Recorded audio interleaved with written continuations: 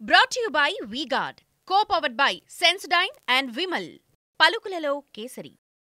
ఇబ్బంది లేకుండా పాత సిస్టమ్ ప్రకారమే వాలంటీర్స్ కాకుండా మిగిలిన వాళ్ళ దగ్గర మీరు పెన్షన్లు డిస్ట్రిబ్యూట్ చేయండి అని చెప్పారు. అది ఇవ్వడానికి ఇన్ని నాటకాలు ఏంటి? ఇన్ని నాటకాలు చెప్పి ఈరోజు వాళ్ళ దగ్గర అకౌంట్ వివరాలు ఉండవు. అదే మరి నిబంధనలు అవసరం అనుకుంటే ఏమేం కావాలనో వాళ్ళు ఎప్పుడు వస్తుందో తెలియదు, పోయిన తర్వాత వాడు ఉంటాడని తెలియదు. ఈ విధంగా అనేక కారణాలతో మళ్ళీ వీళ్ళందరినీ ఇబ్బంది పెట్టే పరిస్థితికి వచ్చారు. ఇది చాలా దుర్మార్గం. ఇది నేను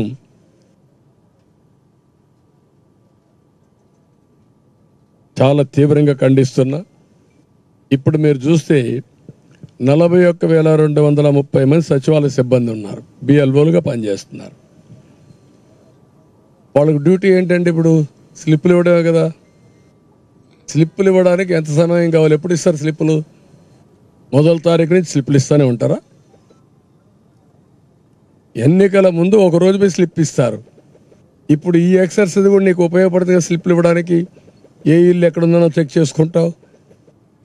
ప్రీ రిహార్సల్స్, పెన్షన్లు ఇచ్చావు, ఒక రోజంతా ఊరంతా తిరిగావు, అందరికి ఇచ్చారు, ఎవరు ఎక్కడున్నారో చూస్తారు.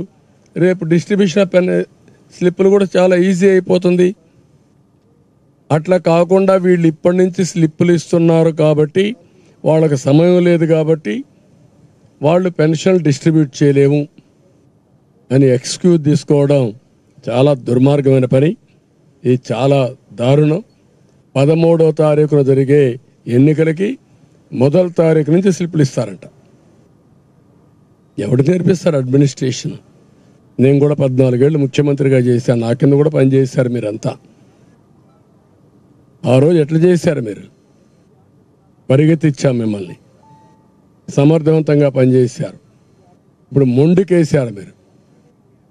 ప్రజలకు సేవ చేయడానికి కాకుండా మీరు ఏదైతే ఒక లాయల్టీస్ ప్రజలకు ఉండాల్సిన మీరు, ప్రజలు డబ్బులు తినే మీరు, ప్రజల కోసం పనిచేస్తామని ప్రమాణం చేసి ఐఏఎస్ పాస్ అయిన మీరు ఒక వ్యక్తి ప్రయోజనాల కోసం, ఒక పార్టీ ప్రయోజనాల కోసం పనిచేయడం తప్పు.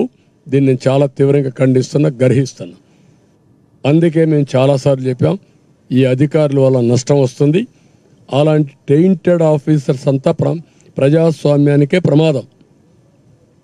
అలాంటి వాళ్ళు ఎన్నికల డ్యూటీలు కూడా ఉండడానికి అర్హులు కాదు. రేపు పెన్షన్లు డిస్ట్రిబ్యూట్ చేయలేని మీ అసమర్థత ఎన్నికలు నిర్వహిస్తారంటే మీరు? నేను అడుగుతున్న స్ట్రైట్ క్వశ్చన్.